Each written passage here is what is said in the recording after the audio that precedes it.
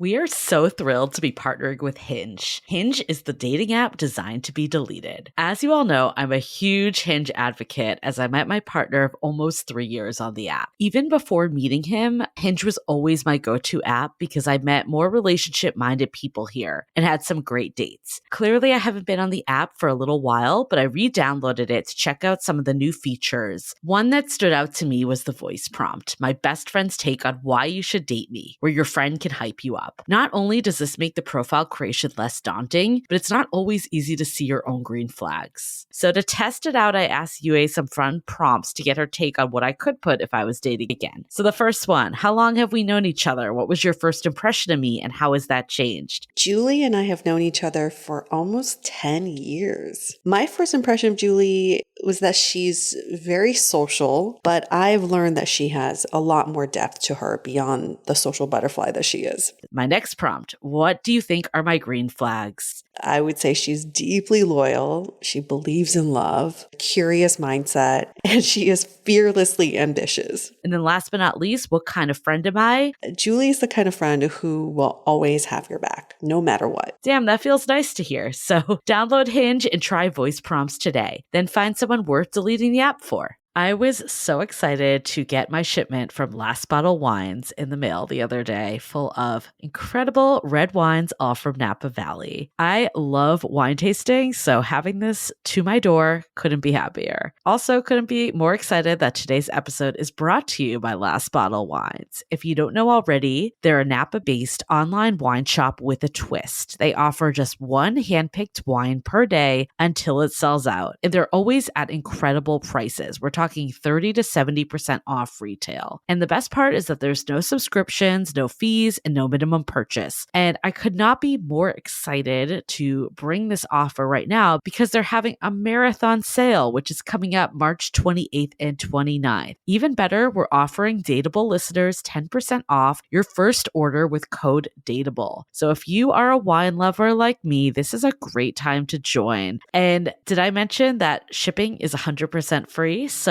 what are you waiting for? Mark your calendar for March 28th and 29th or get on it earlier if you want. You can sign up at lastbottlewines.com and use code DATEABLE and find out why Last Bottle is the most fun way to discover and buy amazing wine. The Dateable podcast is an insider's look into modern dating that the Huffington Post calls one of the top 10 podcasts about love and sex. On each episode, we'll talk to real daters about everything from sex parties to sex droughts, date fails to diaper fetishes, and first moves to first loves. I'm your host, Yue Xu, former dating coach turned dating sociologist. You'll also hear from my co-host and producer, Julie Krafchick, as we explore this crazy dateable world. Hey everyone, welcome to another episode of Dateable, a show all about modern dating where we get intimate with each other and get to the bottom. See, that is pretty intimate. We get to the bottom of why people do the things that they do. I'm feeling extra sexy today because I'm in this new mic setup. And if you can watch this on our YouTube, it's so phallic. I mean, the Blue Yeti mics are just ginormous penises. And whenever someone else uses it, we make fun of them. But now I'm using mine. It's a big white penis in front of my face. It like literally covers my whole mouth. It really is.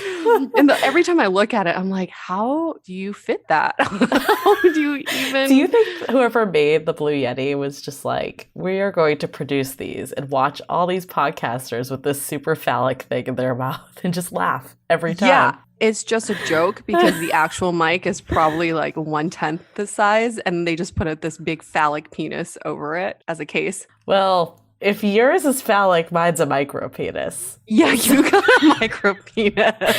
This is like the extra push to come on YouTube because you'll see the differences in sizes of these two mics.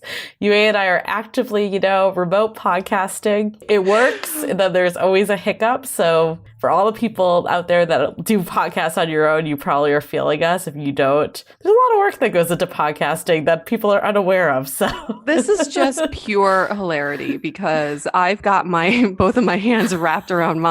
And Julie, you can probably fit that little thing. Oh, I could definitely deep throat this thing.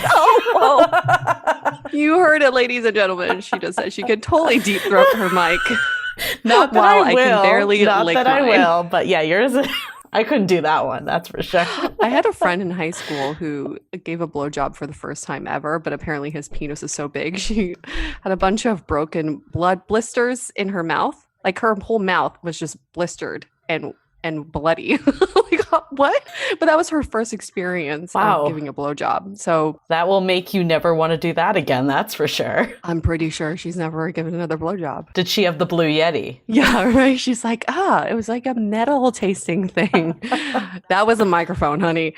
But this thing is pure hilarity. And I mean, like, for anybody who's ever done podcasting or sound anything, I'm sure you've gone through all kinds of equipment just from 5 years of doing the show. I think we've recycled through like 6, 7 different mics, Julie, like different mic setups, recording setups. I don't even know how many mics we have at this point. We're still trying to find the one. You know, it's just like dating. It's just like dating. Got to find the one.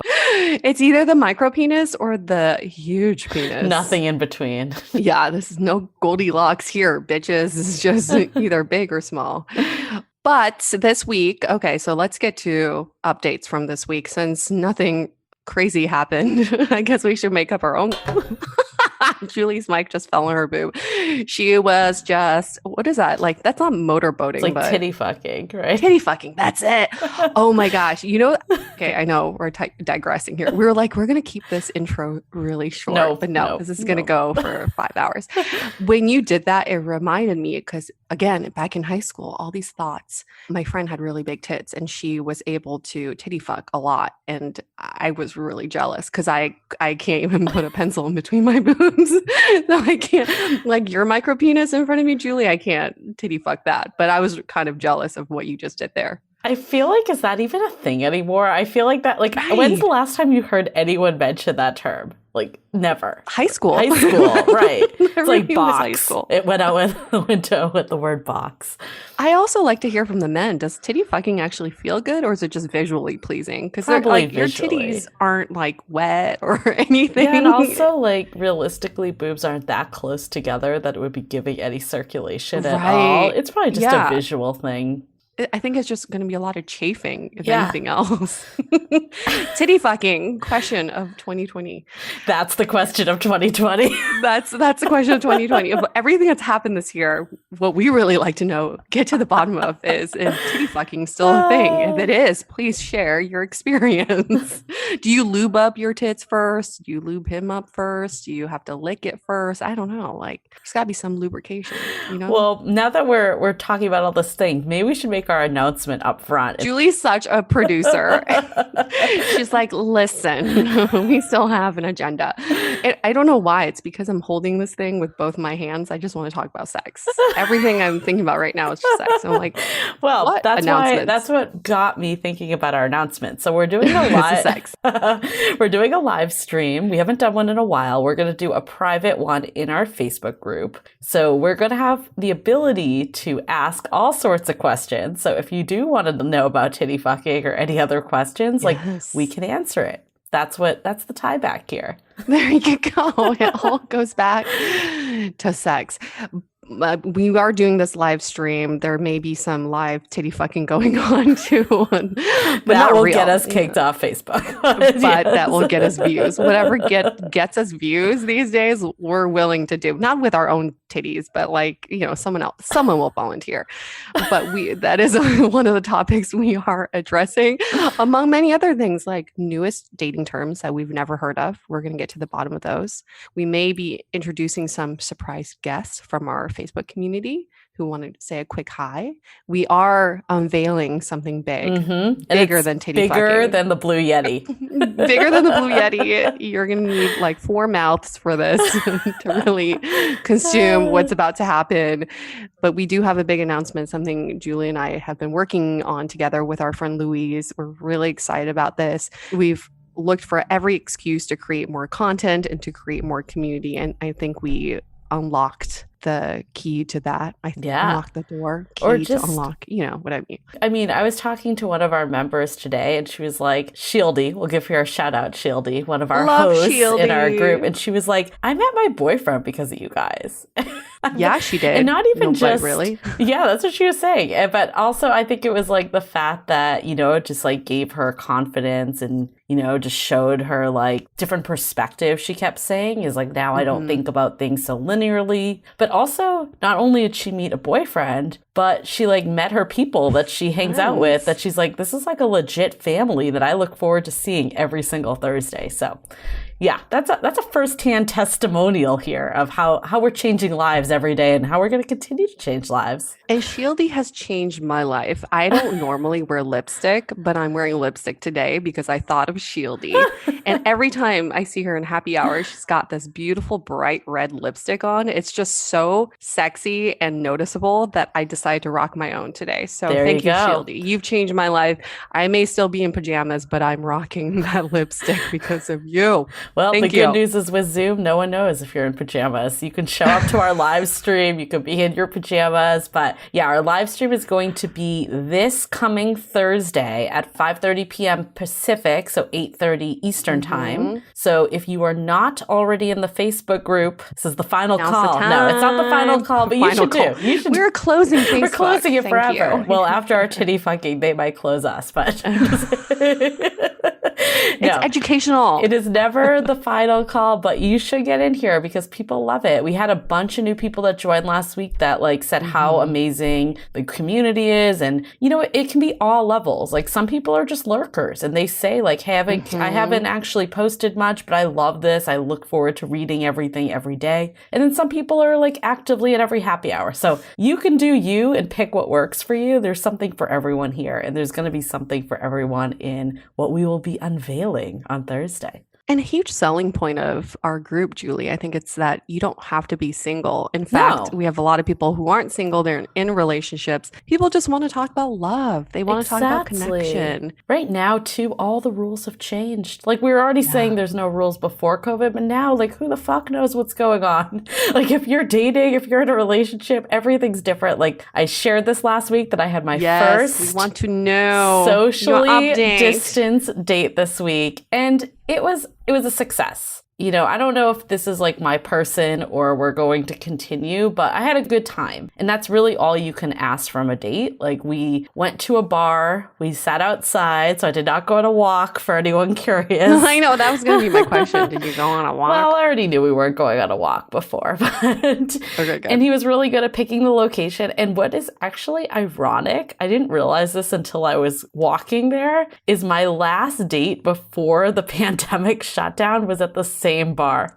So it has like literally come full circle. And I don't know if you all remember, but I shared how that was like one of the worst dates of my life. And I actually think I might have underplayed how bad it was. Like this guy got very grabby and like, I don't want to use the word rapey, but a little like intense. Like I actually was scared after this date. And this is not something that's happened to me. So I think when I was talking about it the first time, I don't think I fully even like processed what happened, but it was just not okay. But this new date was very, very respectable, like very, very respectful. We had great respectable.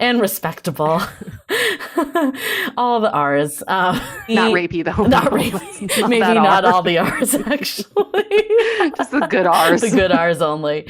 But yeah, no, we had a really good conversation. We talked actually a lot about politics, so we'll get into that too, about some of our upcoming experiment and some of the thoughts people had. But we just had a good time. I think like what's interesting, why I brought this up to like navigating current dating, I think the part I like one of my friends like texted me after was like, how was it? And I'm like, I think it was good, but there was like no social cues for dating. You know how like you're used to like someone either like touching your leg or like playfully touching your arm or even going in for the kiss at the end.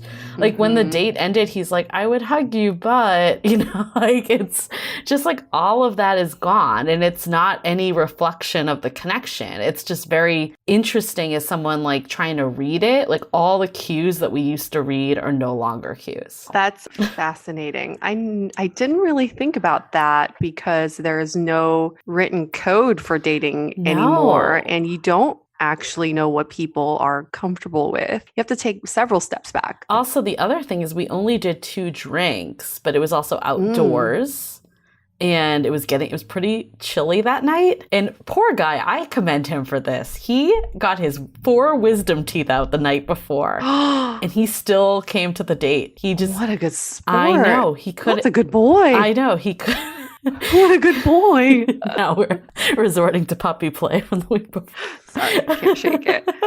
But yeah, he got 4 wisdom teeth, so he couldn't actually drink any alcoholic beverages, and he couldn't eat anything that was hard, like any. Oh my gosh. So he basically had like a virgin mojito, and he had and a like smoothie. A dessert, because that was like they didn't even have soup at the place. So, I mean, that's the thing is like he did like kind of cut it at 2 drinks. Like I went to the bathroom and came back and was like, I hope you don't mind. Like I got the check. So it's one of those things that I'm like, I don't know how to read into that. Like it could literally be nothing, or it could have been like, I want to wrap it up, you know? Have you ever had your wisdom teeth pulled? Yeah, it's painful. Do you remember how painful That's why it was I'm the day shocked. after? I told him, I was like, I'm so surprised you're here right now. And like, it really is really nice that you're here right now. And you didn't cancel. That he made it through 2 drinks. Yeah, exactly. That's the thing too. Yeah. He is a hero. Yeah. I don't think I would have made it through 1 drink without swearing. Exactly. So we've talked since. We haven't like set up another date. I would definitely go on another date with him. Like I really enjoyed his company and personality, and he seemed like a really good guy. So there's nothing that like there. Would I say it was like the most intense connection I've ever had? No, but also I don't know if that's like just circumstantial too.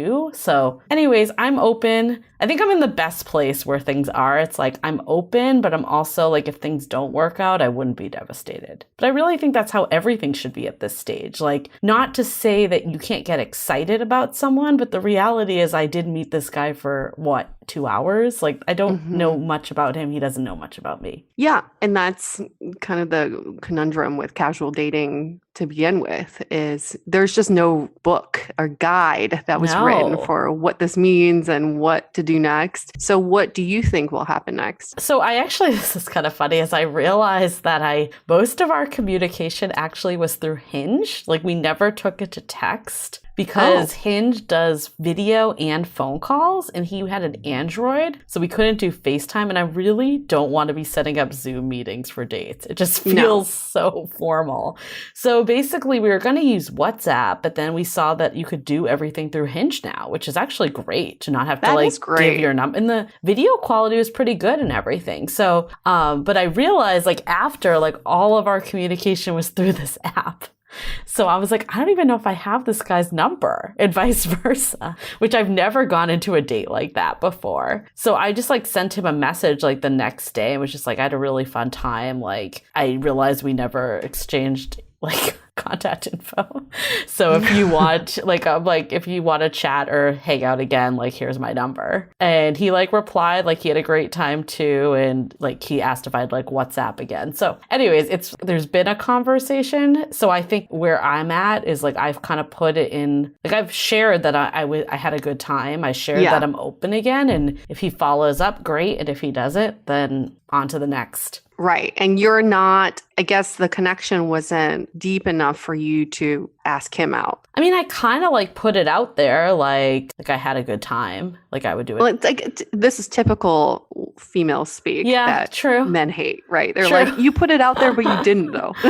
You said you had a good time, but that's not you wanting to hang out. Yeah, it's this is the existential debate, I swear to God. And I'm someone that is so pro take charge of things, but at the same time I do want someone that is going to make an effort, You want someone to take charge and to also ask you out, but I would challenge that by asking you, how much do you want to see him again?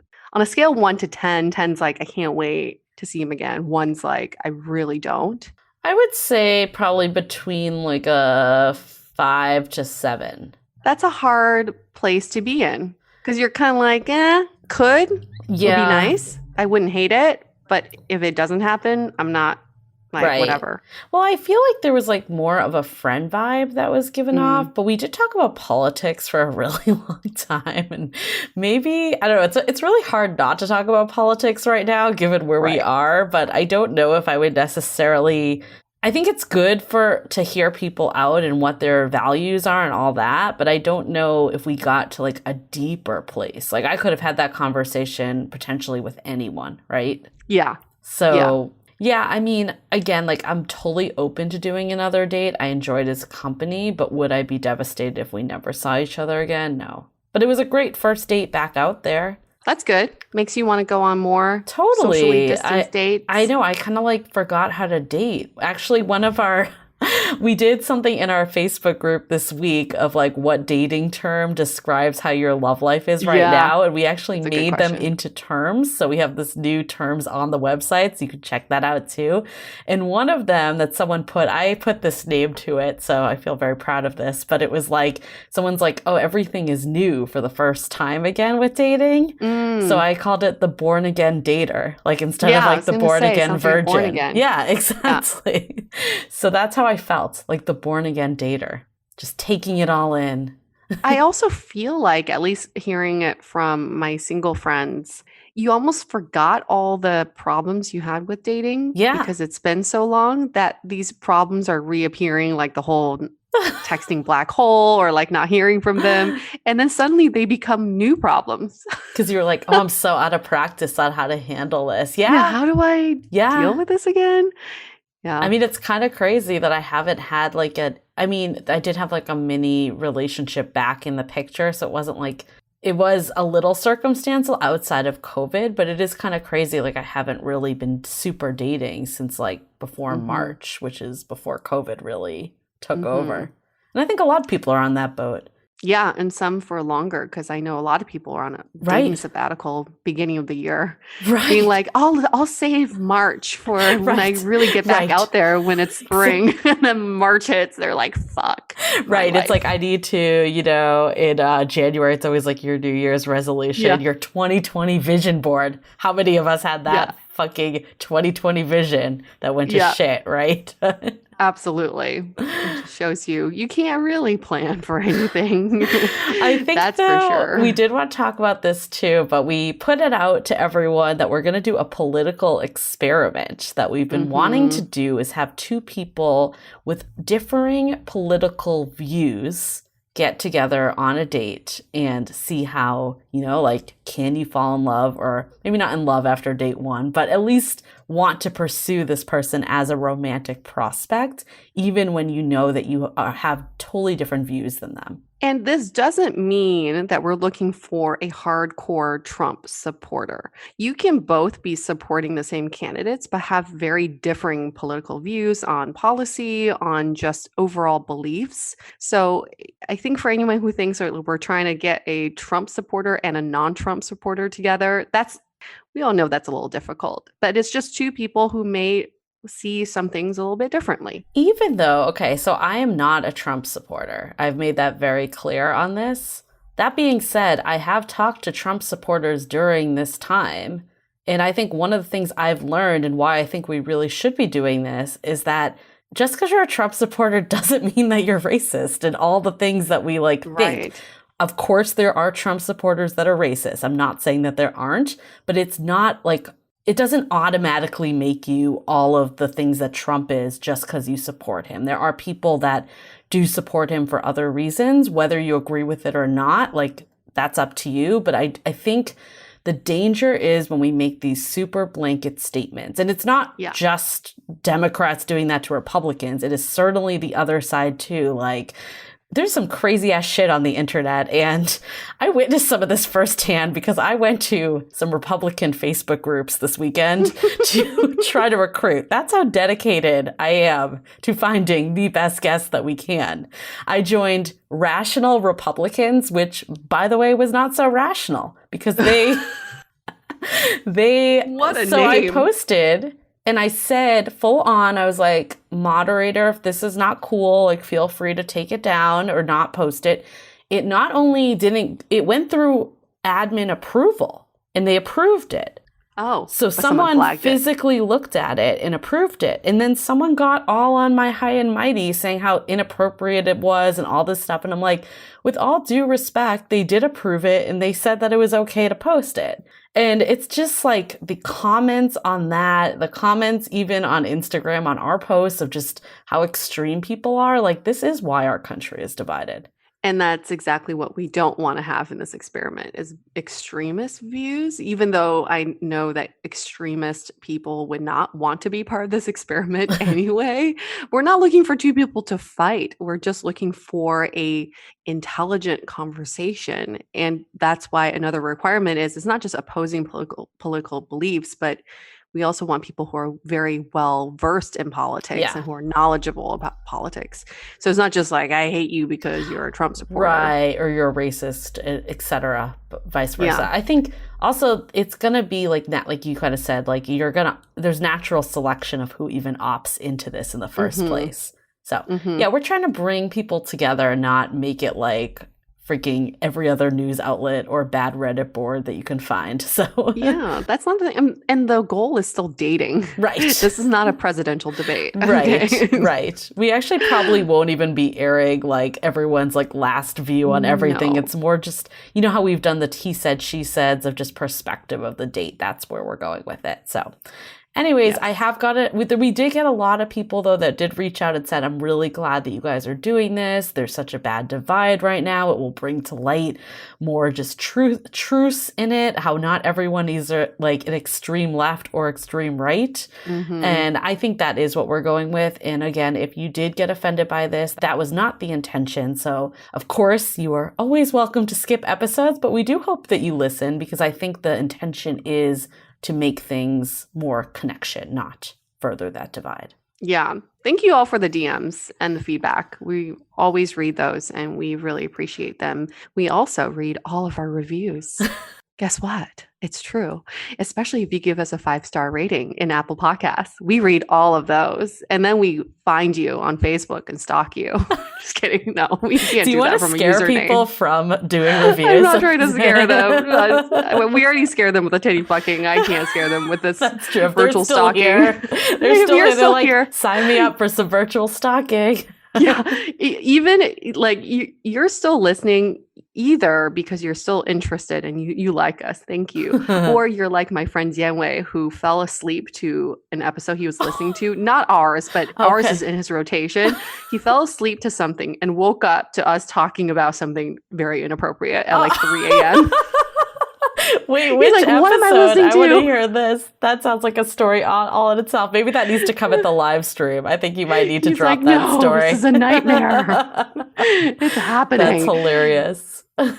Yes, but reviews, we really appreciate them because it helps us get really good guests. It helps us support the podcast. You're supporting independent artists and content makers. So I think it's a way to pay it forward as well. And it doesn't cost you anything. It's just 5 stars, takes 5 seconds. And then if you want to leave us a nice little note, we love that too. And thank you for all of you who've already done that. We really appreciate it. It really makes when we're fiddling with our microphones a lot more pleasant that we remember that one, we are helping people every day, and two, we should make it, Julie, that for every 100 reviews we get, we upgrade our microphone. Yeah. I mean, I thought we upgraded it and then COVID hit. So that was the thing, is we need a virtual setup more, but we'll get there. And everyone's ears hear different things. Oh, and every player is different. I mean, I'm noticing this with even just this microphone right now. I sound very different to myself, and I'm acting a little strange because of it. But every year is different, and you hear yourself differently, and your loved ones hear you differently. It's really weird how our ears work, but a good microphone does help facilitate the story. So we will keep upgrading as long as we get those reviews in. Yeah. It's a promise from us. Yeah. Help us get to 500. That's the goal. Yeah. We're at 300. So we're almost there. We're almost there. Almost there. We know there's more of you out there. We know that. More. And maybe after this episode. Ooh, it's going to be a good one. There'll be more because this episode with Sherry Gaba, who is a celebrity therapist, I guess you could call her. And she has worked with a ton of celebrities as well as non-celebrities about love addiction, really. Well, she was on Celebrity Rehab, which with Dr. Drew. I don't know if anyone remembers that VH1 show, but I definitely remember that show. Oh, shit show. I mean, a good show, but showing a lot of shit show. She is so interesting for this topic in particular because she's been married many times. She is a self-professed love addict herself. Mm-hmm. And after speaking with her, I think Julie and I both found kind of symptoms in ourselves on how we could also be love addicts. And there's nothing wrong with it, but it's also about how it helps you. They're like coping mechanisms to help you navigate like the challenges, the heartbreak, the disappointment that comes with being addicted to falling in love and that feeling of being in love. I think it's also just like everything is okay in moderation, but it's the excessiveness that becomes problematic. And that's like other addictions you think of with like gambling or sex or drinking or even like food addiction, right? Like you have to eat to physically be healthy, but it becomes problematic when that's consuming every last thought you have. So I think what she was saying here, and her book, Love Smacked, which was super good. We read that before doing the interview, so definitely recommend it. It's out now. And I was reading it and I'm like, okay, I definitely have some of these symptoms for sure. And I don't think I'm like full-blown relationship or love addict. I think maybe she kind of diagnosed me more as a romance addict than a relationship addict. But I do think regardless of where you fall on this spectrum, there's always opportunities to like, you know, get more confident in yourself, because I think this all does come down to self-confidence. And I mean, honestly, what I was saying about the date, like that I could kind of go either way and I'm really not stressing about it. Like there was a point in my life that I definitely stressed about, like if someone would text me back, even if I was a 5 to 7, like I would freak out, like if I didn't get that second date, and I would measure it against my self-worth. And I think having that confidence that like, yeah, you're obviously open and want good things to happen. And it doesn't mean that like love is an essential part of life. It doesn't mean that you're not going to have love in your life, but it also is staying true to yourself and not letting it like overtake you and, you know, just completely dismiss everything else going on in your life. It's related to our Would You Rather from a few weeks ago of would you fast forward to love 5 years from now, or would you stay put and live those 5 years? And our takeaway was finding love isn't the only thing in life. It's a beautiful thing. It's a beautiful part of life, but you can't sacrifice some of the other experiences you have just to find love. Right. And I think also it's you attract, like attracts like. So if you're feeling insecure, you're going to attract insecure partners and just set up relationships that aren't set up for success. So I think just all of this, like I firmly believe it is the internal work that really does make people truly dateable. Not to say the external hacks can't help, but the internal work is essential. And it's about falling in love with yourself too. Yes. That may sound really corny for some people, but for anybody who's been through that journey, you know that falling in love encompasses more than just your partner. Oh, totally. You have to fall in love with yourself first before you love someone else. Yeah.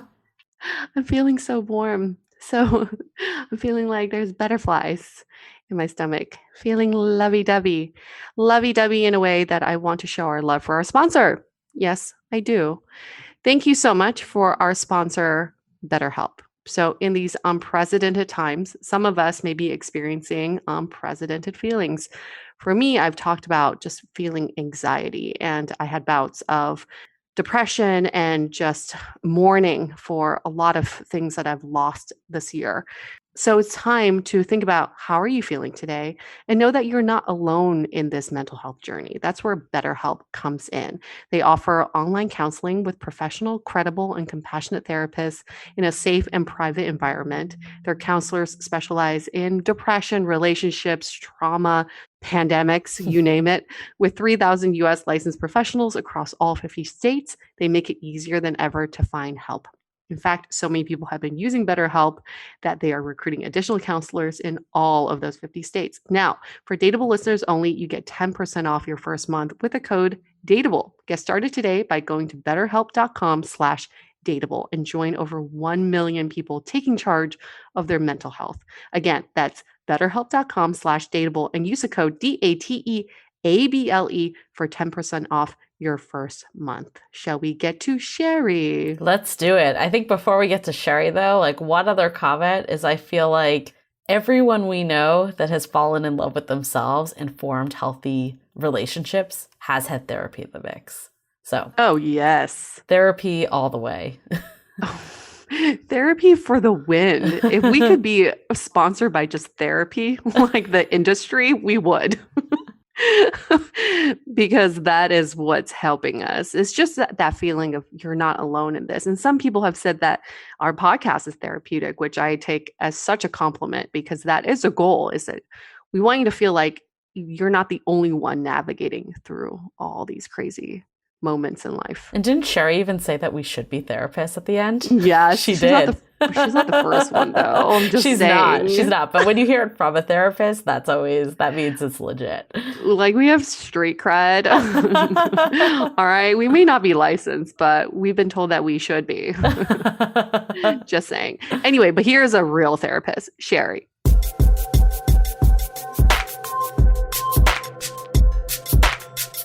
Now, there are different kinds of things you can be addicted to. You can be addicted to drugs. You can be addicted to sex. You can also be addicted to relationships. That's a little new for me. And our expert today, Sherry Gaba, she is the expert on relationship addiction. She's in her 50s. She currently lives in Calabasas. She's been there for 21 years, and she's currently dating someone but haven't defined the relationship. But get this, she's a psychotherapist, life coach, and author. She specializes in addiction recovery with her own private practice, but you may recognize her from being the go-to expert on Dr. Drew's Celebrity Rehab show on VH1, and later the spin-off show VH1's Sober House, as well as Celebrity Rehab's Sex Addiction.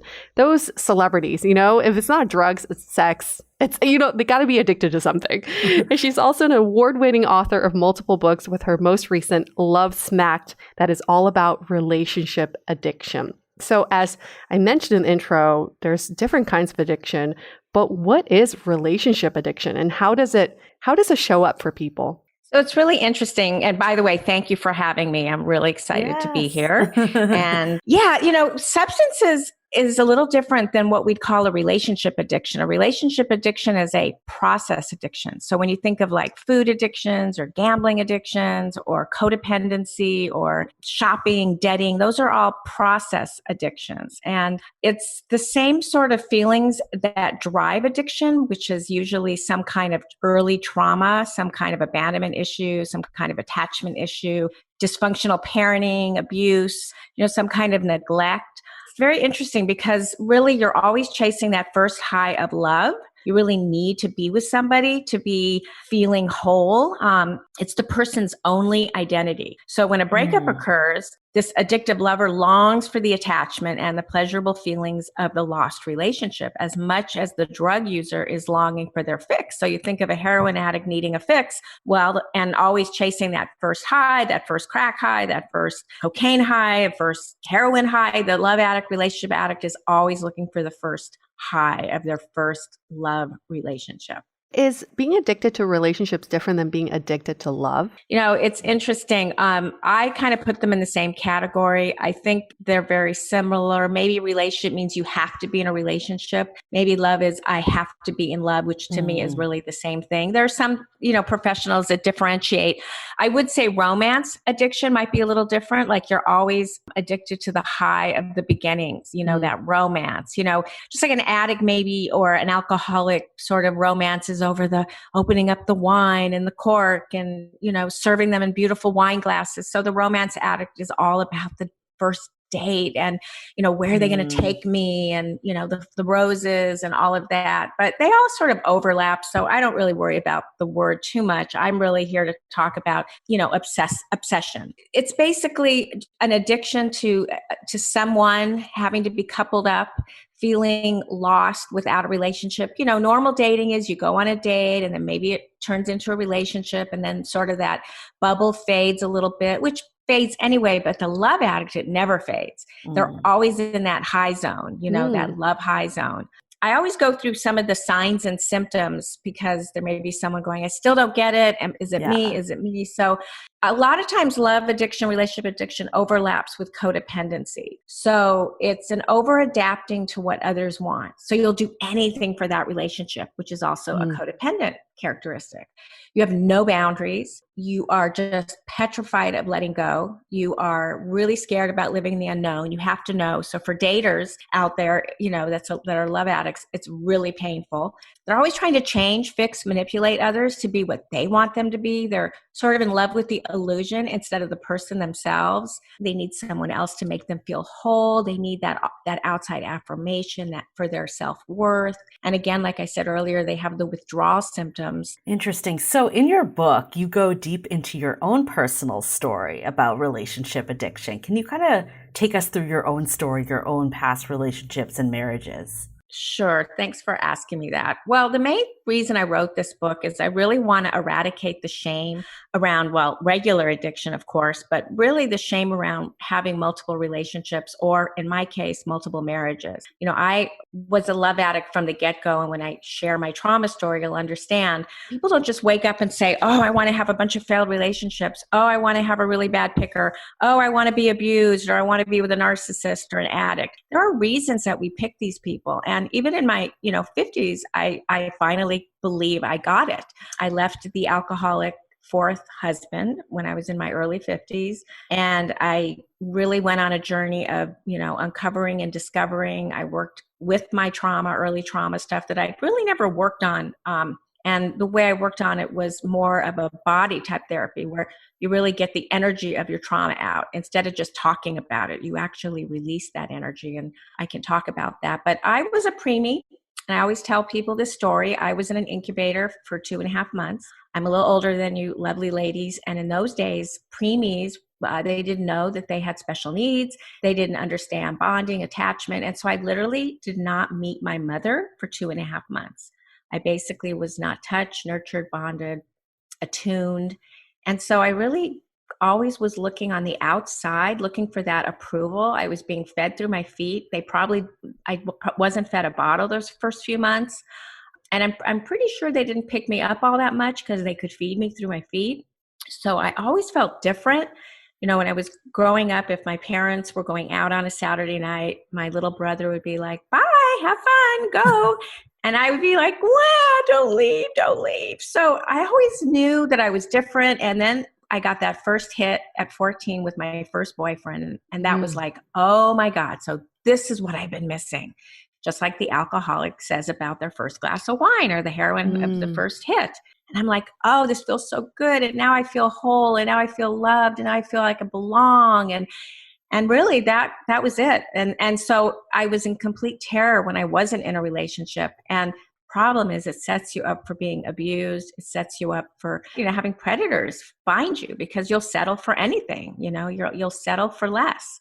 And that's a lot of what I did. Let's hold that thought for a sec. We'll get right back to it. This episode is sponsored by Via. We all know there are things that can help set the mood in the bedroom, but did you know a little THC could also do that? Yes, Via has developed a unique blend of pleasure-enhancing cannabinoids, libido-strengthening herbs, and a low dose of THC all into one mind-blowing gummy called High Love. This gummy, wow, it will awaken your senses, increase blood flow, and intensify any sexual experience. I've been pleasantly surprised by the High Love gummies because it is just the right amount of THC for me to have a good time without feeling sleepy. And hey, if THC is not your thing, Via also offers a wide array of other gummies without it. And everything legally ships in 50 states with discreet packaging directly to your door. So if you're over 21, you can get 15% off and a free pack of award-winning Dreams THC plus CBN sleep gummies with our exclusive code DATEABLE at viahemp.com. That's VIAHEMP.com. VIIAHEMP.com. Let the gummies work their magic. Head to viahemp.com and use the code DATEABLE to receive 15% off and one free sample of their Sleepy Dream gummies. That's viahemp.com and use the code DATEABLE at checkout. Take your passion and pleasure to a whole new level with high love from Via Hemp. This episode is made possible by Badlands Pets. As you all know, Mojo, my precious baby, is the reason why I found love in the first place. He made me feel love again. So I would do anything to ensure his health and longevity. And actress Katherine Heigl and I have that in common. She's helped save over 16,000 dogs through her foundation. And after doing a ton of research, she feels there's one place we can look to improve any dog's health, and that's their food. So fortunately, she found that just by adding a few special superfoods to her dog's food, she saw huge transformations in their health. So she's made a 20-minute video explaining step by step how anyone can do the same thing to see incredible changes in their dog's health. I've definitely re-looked at what I'm feeding Mojo and making sure that, hey, he only has one life to live, and I want to make sure it's the best damn life. So if you want to keep your dog healthy and happy, go to badlandsfood.com/dateable and watch Catherine's video right now. Again, that's badlandsfood.com/dateable. As you know, I recently left my corporate job and I've been in total recovery mode, all about self-care. One of my new routines is the nighttime shower before bed. There's just something about washing away the day and that reflection that's been super helpful for me. I've been using one of our partners, Osea's Mega Moisture Duo. This combo body oil and body lotion are so freaking incredible. It literally feels like I'm at a spa. I realized that the secret is seaweed and other skin level ingredients that are normally reserved for face products. And that's why I was so excited when Osea became one of our partners. And, you know, we're so grateful for partners like this because one, they keep the show going, but they're also super good for all of our listeners and for our own well-being. So if you want to have that nighttime bliss like I am doing, you can get 10% off your first order site-wide with code DATEABLE at oseamalibu.com. You'll get free samples with every order and free shipping on orders over $60. So head to oseamalibu.com and use the code DATEABLE for 10% off. Let us know which products you end up going with. Share them in social. Super excited to see what you end up choosing. So what happened in your first marriage? Can you kind of take us through a couple of like the four? Yeah, that take you us had? through all your marriages. Oh God. Okay. And again, I want, thank you for asking. And again, I want to really emphasize for those listening, you know, there's nothing to be embarrassed if this is you. Mm-hmm. And that's why I'm talking about it, because I was really embarrassed. Like I wouldn't tell people, oh, I've been married 4 times. I couldn't do it. And now I'm like, whatever, this is my story. But yes, the first husband I met at a disco. And I really married him on the rebound from that first boyfriend I was talking about. I was probably not in love, but I am grateful because I had my daughter, but I became a single mother. He actually left me and moved back east. You know, as I look back, it's fine because it's just fine. Like it wasn't really like this, oh my God, love, you know, in love relationship. It was just like, he's the dad and I'm the mom. And it was hard being a single mother, but I wouldn't change anything. So he left after 4 years. And then a couple of years later, I met this, and this again is like the romance, the, you know, being in love with the illusion. I met this really gorgeous guy from New York, really edgy, you know. How dark. old were you? At that point, I was 31. Okay. I got married the first time at 22, which was way too young. Yeah. Like, and I had a baby at 25. So I met this guy from New York, and he was just hot, and I just was like smitten, and it was total, like, to me, love at first sight, which really doesn't exist, but in my love addicted brain, it did exist. And literally we were engaged after 6 weeks. Oh, wow. 6 weeks. Wow. 6 weeks. You Yeah. were very enamored. I never used my brain, guys. I was using other parts of my body. So, you know, that's The lady how it brains. works. You know, if you smell good and you look good, I'm yours. So that didn't work out. We got married and then we were together literally 10 months. The third one was really painful. I was abused. He was a horrible person, but I was now 36, wanting another child, feeling the pressure. I was kind of in love with his package, so to speak, not that package, but his whole, his whole, like, comes from a really good family, right. But really he was completely a sociopath, and I would call him a narcissist, and I would say that he was extremely verbally abusive, and I wouldn't say physically, but definitely just a very painful relationship. I literally was married to him for 4 months. Oh, wow. We had a wedding planned of 300 people that his parents were making, because my parents were kind of done making me weddings at this point. So I'm ready to go down the aisle, and there's this big, beautiful, I guess you'd say, like a drape that opens up. And there I am, this beautiful bride. Well, the pedestal of flowers drops on the back of my dress. And I'm like, oh, that is definitely a sign. Yeah, that's a sign. This guy, right? Abort, and get out. Yeah. Get out now. And especially, if I'm like sitting there on the altar looking at the cantor going, God, is he hot? And I'm supposed to be marrying this guy. Truly my brain was not working, just not working. I just was all about not hooking up, but being partnered up. That was what it was about. And it was a terrible choice. And again, I take responsibility, and I own all my choices. There are reasons, I didn't have certain early needs met, and this is just how it landed. So he was my third. And then the fourth one, another gorgeous guy from New York, was an alcoholic. Really good choice. But he was in recovery. So I thought, oh, well, he'll never drink again. He's in recovery. I had no idea that alcoholism is a 1 day at a time program. At least I didn't know that then. We had a good 7 years. And I would say it was a great relationship for 7 years until he started relapsing. And then it just went downhill.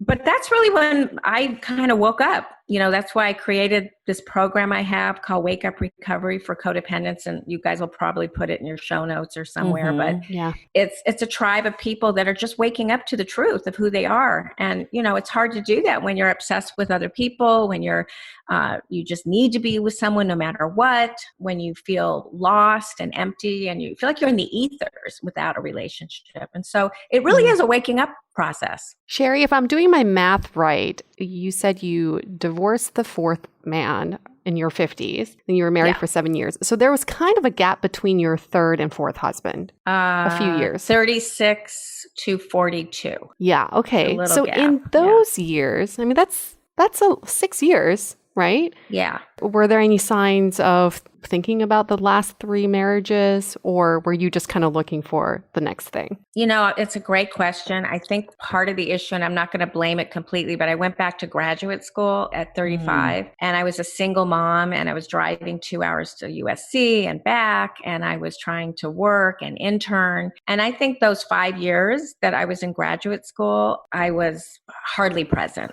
I was hardly present anyway, but I was so much trying to achieve this goal, and it just took over my life. And then when I met Scott, I was sort of ready to be with someone. But again, it was just for all the, he looked good, smelled good. And that was that. And I didn't do the work, the real trauma work. Well, that's what I was going to ask. It doesn't sound like during that break, you were just focused on other things. It wasn't like a conscious thing.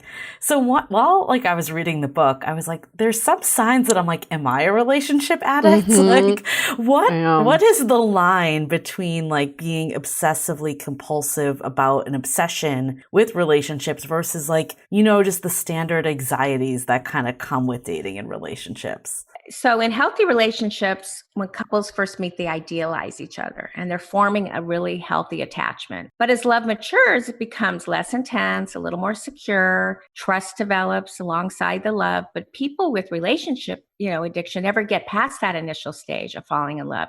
They idealize the person they're in love with, but never feel secure enough to trust them. And then they become dependent on the person they love in an unrealistic way, hoping somewhat this person will create a kind of happily ever after for them. So it's unrealistic to expect anyone else to create a satisfying life for you. So inevitably, you're going to be disappointed because you're kind of in love with the idea of love. You're sort of in love with the illusion instead of the real person. And ultimately, they're never satisfying and can't seem to live without them, which is the other problem. But they're not based on healthy bonds. They're on a psychological bondage, which is the relationship addiction or the codependency. So I want to go back to Julie's question, because I think in my experience with addicts, they never recognize themselves in these symptoms. They're like, that's not me. I just like being in relationships. I'm a serial monogamist. Like, what are some common phrases that someone would say to themselves if they are somewhat addicted to relationships? I don't know about phrases. I mean, it would just be they're always on the search. They're always on the next dating app. One is over or not even over and they're on to the next one. It's more of a behavior of just the search, and the panic sets in that they have to have somebody. The panic. That's key right there. Terrorized. When you first meet someone, you fall in love instantly. You think of them constantly. You're immediately fantasizing about a future together. These are some signs that you're getting a little obsessive. You overwhelm partners with attention, and you feel it's your responsibility to fix your partner and make them perfect. Because again, you're falling in love with an illusion. And if you had to let go of that illusion, then you'd have to let go of the goodie. You try to put a square peg into a round hole because you want it to work. You're not your authentic self, and you're always trying to change yourself to suit them, to fit in. It's really hard for the digital dating landscape because it kind of sets you up for addiction. It's already an addictive app. The people that make those apps are already gamifying it so that it is addictive. And then all of a sudden it becomes even a greater addiction. Like, do they like me? Are they going to swipe on me? Are they going to pick me? Or, then they ghost you. And if you have a really weak self-esteem issue and you don't have a lot of confidence and someone's ghosting you, which I think is awful, but it's just the way it is today. Or there's somebody better, bigger, prettier, longer legs, whatever, bigger boobs, whatever it is, then, you're left going, and, it doesn't feel very good. So if you're someone that has to, really needs to work on yourself, really needs to feel whole within yourself, kind of like what I did finally in my early 50s, I just kind of stopped dating. I took up outrigger canoeing. I joined a 12-step program for families of alcoholics. I made some wonderful girlfriends. Then it morphed into becoming a grandmother, and that becoming my real love. Like, I'm in love with my my granddaughter. Of course. She is, and I know I'm a little older probably than your audience.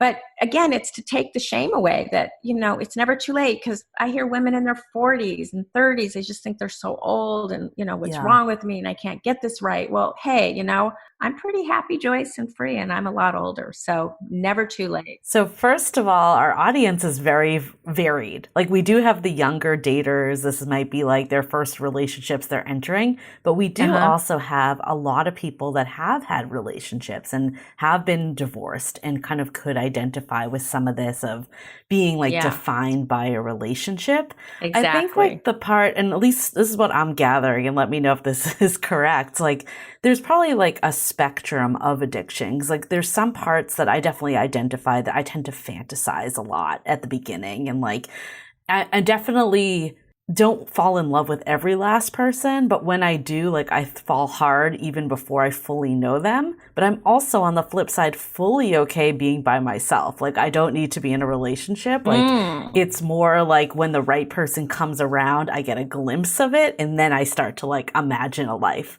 So I guess, like, from your perspective, I guess I would call you a romance addict. Maybe, I would say you're a romance addict. Oh, I can kind of see that. Because you're not hooked into the actually like having to have a relationship. You're perfectly happy alone. But then once you have someone in your life that you're really excited about, then it becomes a whole story. Yep. And then, you got the Prince Charming thing going on, or whatever your charming is. And, suddenly you are, got your wedding dress planned out and how many kids you're going to have and where you're going to live. And, you're already moved in. So I think that's more of a romance addiction. That's a good distinguishment, because I think that people fall into that camp a lot. Like, we hear of people imagining their whole life before they've even gone on their first date with some people. So thank you for clarifying that. And maybe it's a crossover to love addiction too. Like, you just love being in love. I mean, it sounds like you're okay not being in love. So maybe, I think, yeah, I'd say that's a romance addiction. I mean, I remember when I was young,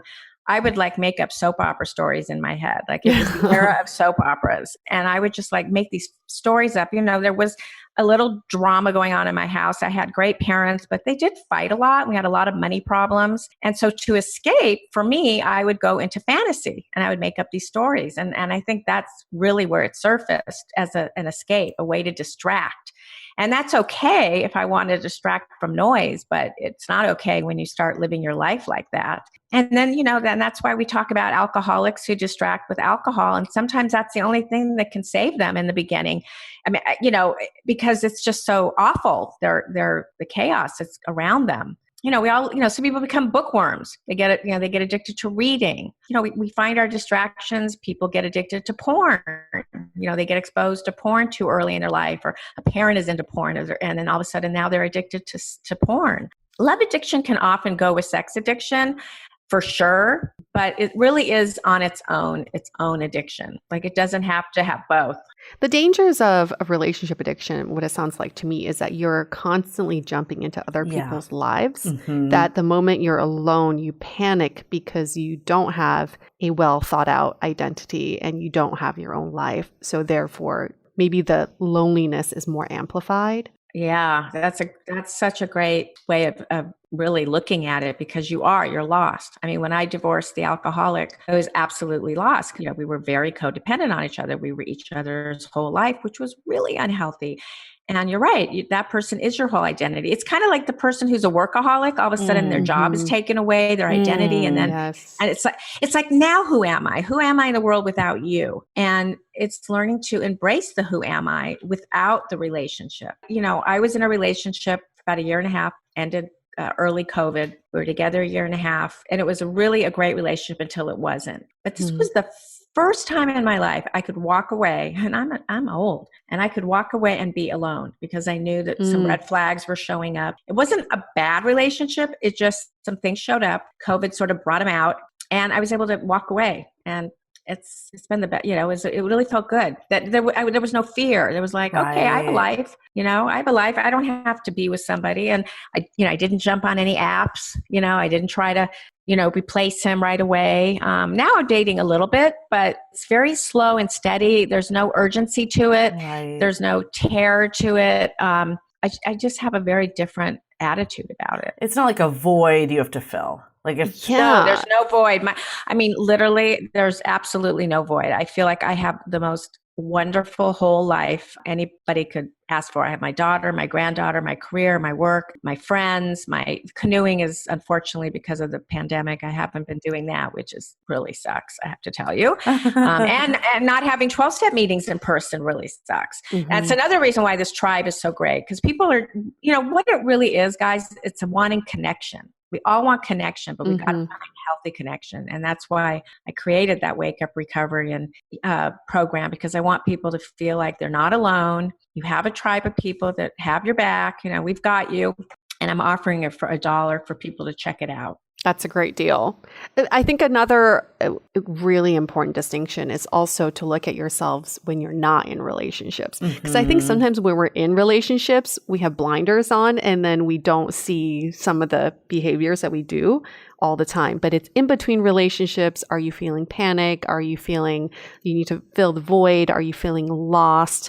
Like those are all really important symptoms, I guess you could call them. Or if you're a totally different person. Like I think if you're like, I know some people that are just totally different when they're in relationships versus single. And I think that is a big piece. I love that you both said that, because that's so true. I mean, my daughter, literally, after the relapses with my ex-husband, we hadn't quite divorced and separated, but he would leave and then we'd go back and leave. There was this little drama going on for a minute during those relapses, and people that have loved an alcoholic know what I'm talking about.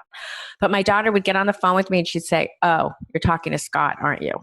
She would just hear it in my voice. Just like if you were talking to an alcoholic that was drunk, like, "Oh, you're drinking again." I mean, it was just awful. There's so much freedom when you finally do the work. And trauma is what I say people need to work on, whether it's with an EMDR specialist. I do somatic work, which is releasing the energy in your body, working through the fight flight response. There's many modalities out there. Do the work, go to Sex and Love Addict Anonymous meetings. But if you have some early trauma, you really need to work on it. And it's not a quick fix. There's no quick fix around it. But when you learn to get comfortable in your skin and are grounded in your reality and your body, there's nothing like it. You just don't need to run anymore. Just for clarification, does relationship addiction stem from trauma always? I believe so. I believe it absolutely, because any addiction, you're looking to fill something that doesn't feel complete. It's like a mother wound. It's like a early fracture. It's you didn't get some kind of attunement. Maybe your parents were abusive. Maybe they neglected you. Maybe you came from a divorce and you became an adult parentified child. So what happens is you're invisible. They don't really see you, validate you, acknowledge you. Then you don't know who you really are. And then you become sort of invisible. And that's really who you are in the dating and love addiction world or relationship, because you're like invisible. And the only way you don't feel invisible is if you are connecting to someone or partnering up to someone. Healthy connection's one thing, but being in the ethers and the only way you feel like you belong to the universe is when you're with someone. That's a big problem. So how did you overcome it now that we're talking about like managing that trauma? Like what was your steps to being happy on your own? I have found this wonderful therapist and it really changed my life. I think that's the main thing. What else did I do? I took up the outrigger canoeing. I made a decision to change finally. The pain was too great. I learned to stop looking for external solutions to my problems. And I really looked at that terror, those fears I had about being alone. Like I really broke them down and really what am I afraid of? I really worked on my trauma issue. I started loving my inner child, doing my own self-parenting. I often say to my clients, your adult self can start loving that inner child. You're no longer that inner child that was abused or invisible. You can now in your adult self love that little child. So what does that look like? It's literally, you could start by taking a picture of yourself as a child and putting it in your phone or sticking it by your bed and just loving that little girl that maybe didn't get what she needed. And now, addressing it as an adult self. That's really literally what it is. Knowing that you're safe now. And nothing's going to happen to you and you can take care of yourself and you're going to make decisions that are conscious and not unconscious. And you're going to love yourself and you're going to forgive yourself for the things that you've done. I had to do a lot of forgiveness work and just learn to kind of let go.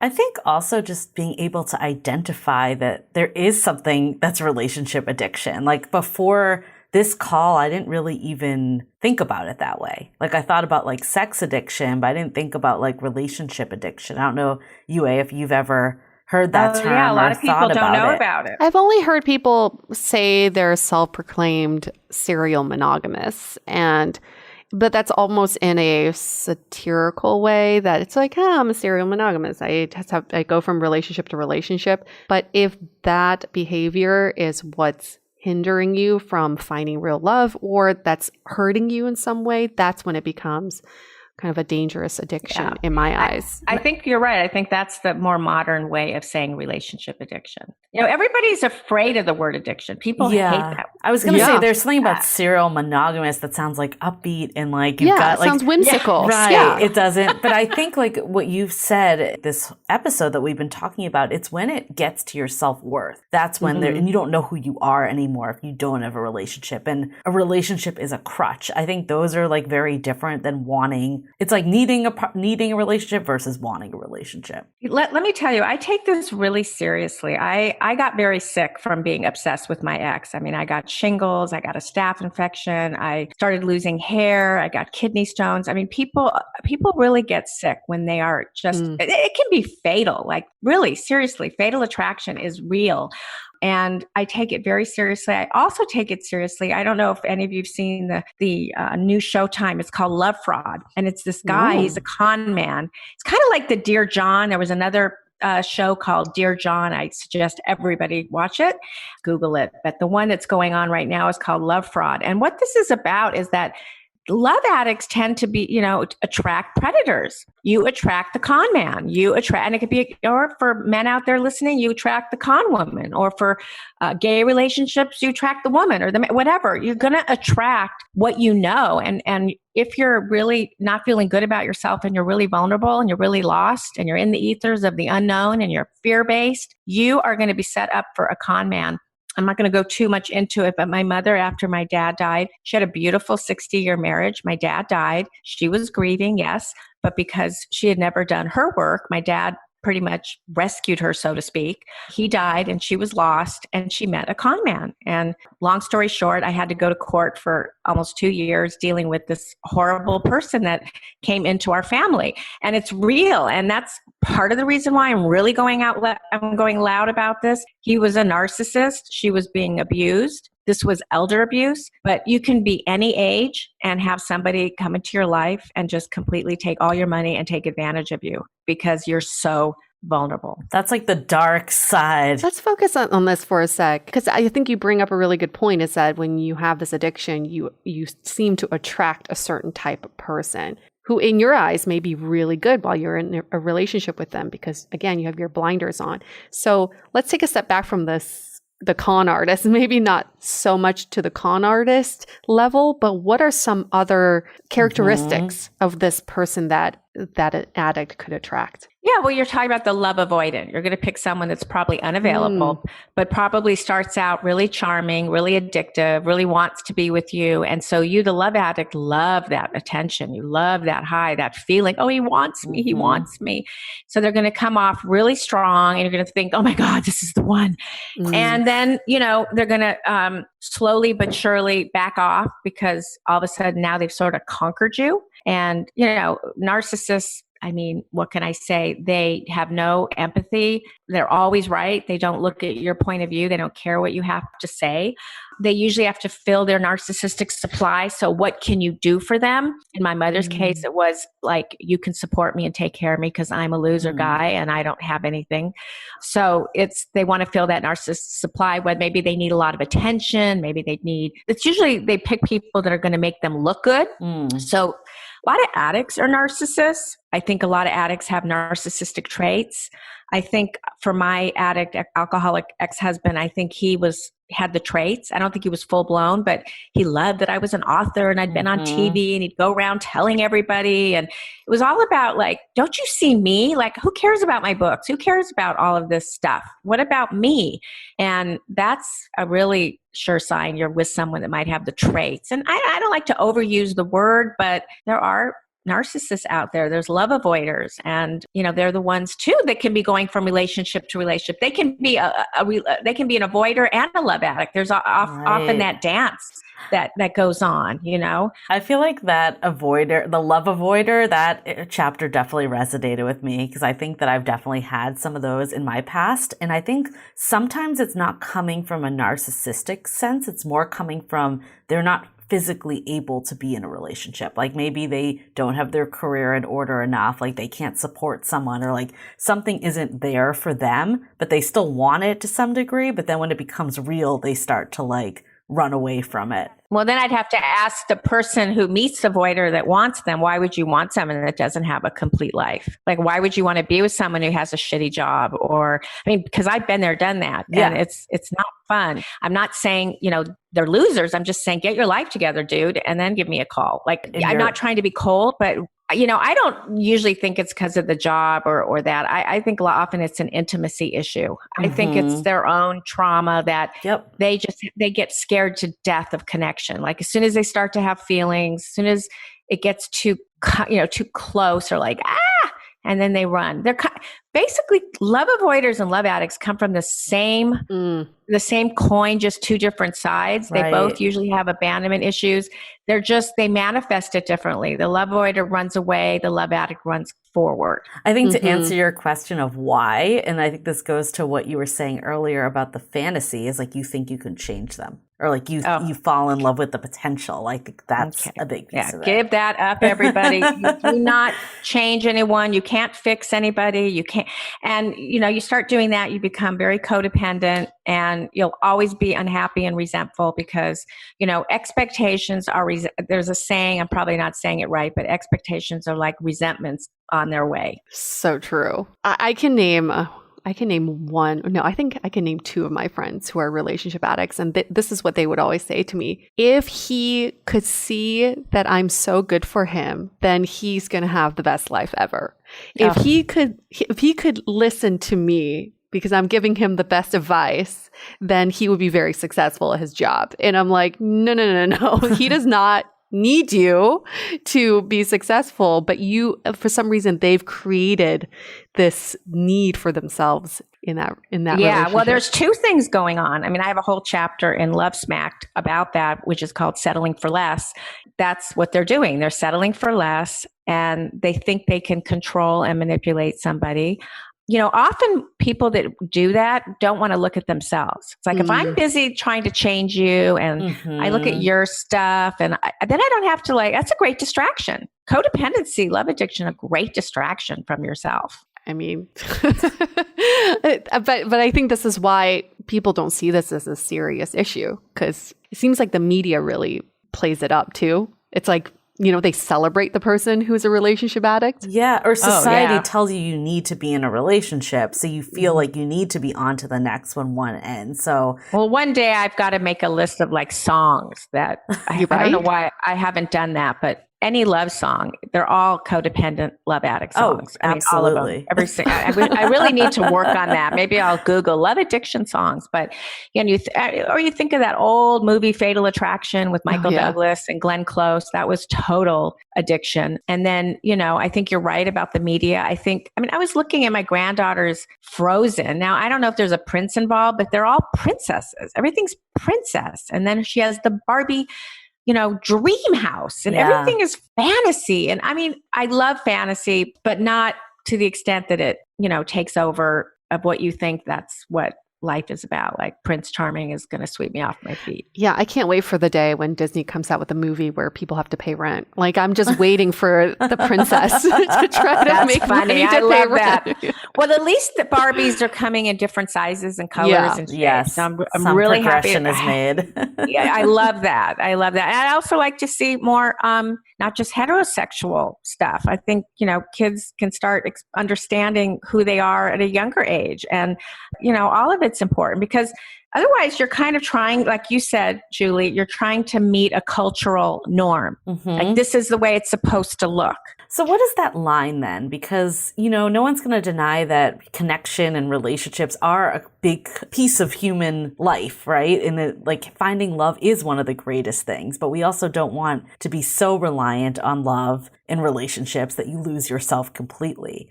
What is the line of having a healthy relationship versus being a relationship addict? So I think relationship addiction, I think healthy relationships have ups and downs. I mean, they just do. I think, though, if you keep going from one relationship to another, or you have, let's say you look at 5 relationships and one of them was an unhappy one, you're not likely a relationship or marriage addict. But if all 5 relationships weren't so great and you were going from one to the next, then you might want to look at that seriously. I mean, if you're unhappy in every relationship and you feel even worse on your own, you're definitely a relationship addict. And I'm just curious because I love celebrity gossip, and Julie won't care because she doesn't care about celebrities. But Sherry, you've worked with plenty of celebrities on their addictions. And I always want to think celebrities, they're just like us. But are there actual differences between their addictions and us pedestrians? The only difference, I would say, no, they're no different. And I worked with a lot of love addicts. I worked with Rachel Yucatel. I worked with Amber Smith. She was the first supermodel. I worked with Janice Dickinson. She was a supermodel. They are no different. The only difference when it comes to addiction, like drugs, in my opinion, there's a lot of yes people. So they bring them their drugs, they bring them their alcohol, they'll do whatever, so they'll keep their job. So I don't see that really being a problem in love addiction unless, they just keep, well, that's not true. Look at, I'm thinking of who's the famous golfer? Tiger Woods. Tiger Woods had all those relationships. So I would call him a sex addict. And I think his yes people brought women to him, most likely. I think I heard that. So, or look at Harvey Weinstein. People hid women for him. Yeah. So that's more maybe sex addiction, I think. But even like for us, I guess, quote unquote, normal people, our relationship addiction stems from this idea of not abundance. I think we think, oh, what, when I'm single, am I going to find this next person? Like there's just not enough. The numbers aren't in my favor. But I think for celebrities, they're always in this area of abundance. Plenty of people would want to get into relationships with them. So it's interesting that they always also have an addiction. But the trauma is probably there. I think you have a fantasy of how you think they live, because they all get up and go to the bathroom the same way we do, honestly. And they are no different. And in fact, they have more to worry about because they have more money, more goodies, more fame. And they're going to, they have to really think about who they're attracting. Gosh, who was it? Martha Stewart. I remember she was on TV talking about joining Match.com. And I think she was serious. So here's a woman who's a zillionaire, and she's on there too looking for love. So I don't think it's that easy just because you're a celebrity. I think that's a fantasy. Julie's like rolling her eyes. She's like, I don't care. No, I don't care about these celebrities. I actually thought it was an interesting question because it's at the end of the day, if you have unresolved trauma, it doesn't matter if you're a celebrity. It doesn't matter if you're a millionaire. Like you still have the same shit to work through. Unfortunately, you can't pay for that just to magically like poof and go away. I hope I didn't make you feel bad by saying, oh, they're, I'm not trying. I mean, I think it's fine. You love celebrities. I think it's part of the youth, the culture. I don't know how old you are, but I think it's part of the celebrity narcissism. Like, I want to be famous. And so we think famous people just have it so good and so wonderful. I mean, my daughter is a very, very, very big publicist in Hollywood. I'm not going to mention her client list, but she's got very famous people, and they're, they get sick. They get, oh yeah. I think we're just enamored with, again, it's the outside stuff. And then I think reality TV kind of, influenced that a little bit. Like, oh, I can be on TV. Or, oh, how about I'll become like an influencer. Watch me on influencer. So we're just addicted to all of that stuff because it's an outside thing. And it really comes from within. I mean, I did Celebrity Rehab, and I was like a little celebrity for about a minute. And I did a lot of TV interviews. I was going to CNN and BioChannel and E! News. These are in the days when everything wasn't politics. And then it ended. I wasn't doing so much of that, and then it's like, who am I now? Oh my God. Nobody likes me. Nobody's calling me for interviews. And it had nothing to do with me, so we got to be really careful. Well, you're on Dateable now, so there you go. I am. And you know what? You guys are, and you're listed on a very high ranking or something. I don't know if we are. So I'm very, very impressed that you have this, obviously you're really good at what you do, and you know your stuff, and hopefully mostly healthy, so that you can, talk about healthy issues in a healthy way.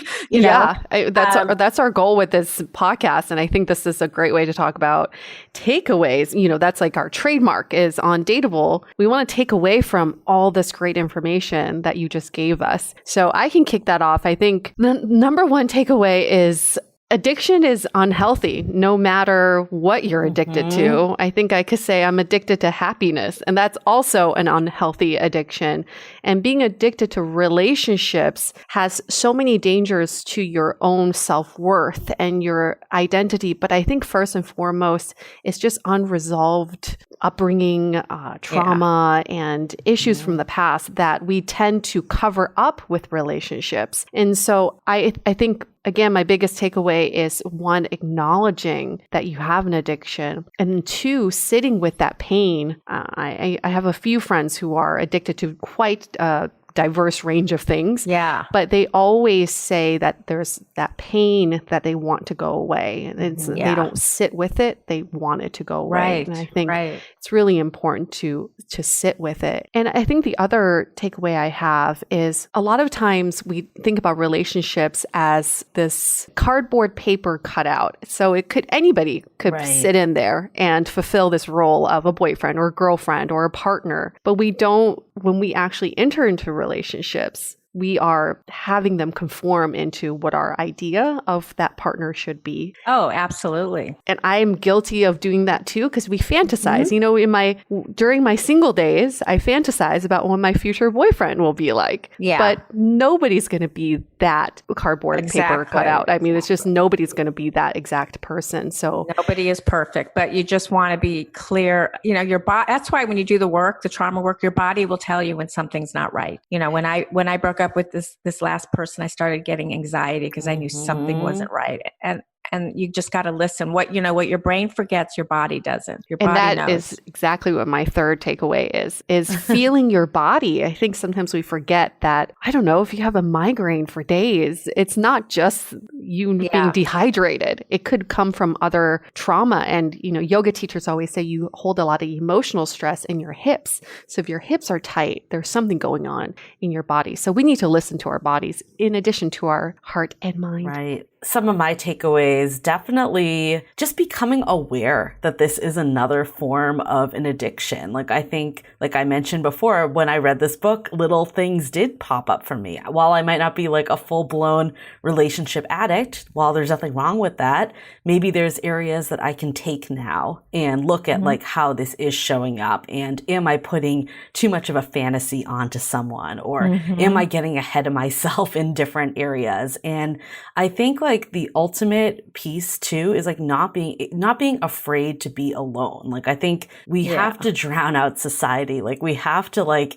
take a step back and just make sure that we're, at the end of the day, like, we're happy, whatever that means. Like, I think so much of us believe that a relationship will make us suddenly happy. And that's why we're relationship addicts. We're trying to fill a void. We're trying to jump to the next. And I know personally, like, all the times where I've attracted like actual healthy, happy partnerships was when I was in a good place myself. Of course. And I think if you are feeling like, oh, like you said, Sherry, like there's a pattern here, like all the partners I'm dealing with, like I'm miserable in these relationships, yet I still want to stay because being in a relationship is better than not being in a relationship. I think it's time to take that pause and feel like it's okay to be alone for a little. Like I think a lot of people are afraid to stop dating and being in relationships because there's like a time crunch that's happening in this. Yeah. Like we got to keep moving. We can't stop. But oftentimes, like taking that pause actually is moving you way ahead because you're not just on a hamster wheel doing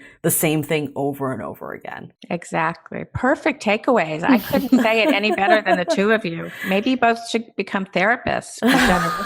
You really are, you're very intuitive. I mean, really. Thanks for that endorsement. Yeah. There's just a lot of intuition here, you know, and a lot of stuff that seems very healthy. And I think you also both learned a lot too. Oh, absolutely. Along with your audience. Absolutely. Thank you, Sherry. And one last question for you, since you are on the Dateable podcast. What does being dateable mean to you? Being in a healthy place and ready to allow healthy love in your life. Boom. Love and that. then for anyone that wants to read your book and also join the community that you mentioned, can you give us a little, you know, where to find it, how to get involved, all the details? Yeah. So the book is Love Smacked, How to Stop the Cycle of Relationship Addiction and Codependency to Find Everlasting Love. And that's on Amazon. And it comes out September 22nd. And the community, I think you're going to put in your show notes, the link, but it's Wake Up Recovery for Codependence. And it's a constantly growing, breathing membership. So there's going to be a lot more in there about love addiction. There's a lot in there right now about codependency. There's a lot about the law of attraction, you know, because part of attracting is using the law of attraction, you know, what you put out there into the universe. And if you are feeling healthy and you feel good about yourself, you can have a better chance of attracting that back in. So it's kind of a little bit of everything, and it's just a great group of people. So thank you for sharing that link with your audience. Of course. Perfect. Oh, and it's $1 to try it out for a week. Got nothing to lose. Exactly. All right. Sherry Gaba, everyone, thank you so much for being on our show. And we will continue to work on ourselves as we navigate this crazy world of modern dating. If you loved Sherry as much as we did, please leave us a review in Apple Podcasts because that helps us to get wonderful guests like Sherry, a simple 5 stars, or say something nice. We love it all. And if you'd like to be a guest on our show, we are still looking for guests for the season. Just go to our website, dateablepodcast.com, and we're always looking for interesting stories, tidbits, and experts. We're just people who want to share. All right, we're going to wrap this up. Stay dateable. The Dateable Podcast is part of the Frolic Podcast Network. Find more podcasts you'll love at frolic.media/podcasts. Want to continue the conversation? First, follow us on Instagram, Facebook, and Twitter with the handle @DateablePodcast. Tag us in any post with the hashtag StayDateable, and trust us, we look at all of those posts. Then head over to our website, dateablepodcast.com. There you'll find all the episodes as well as articles, videos, and our coaching service with vetted industry experts. You can also find our premium Why series where we dissect, analyze, and offer solutions to some of the most common dating conundrums.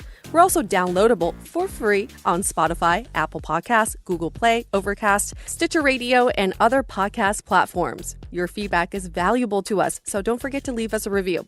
And most importantly, remember to stay dateable.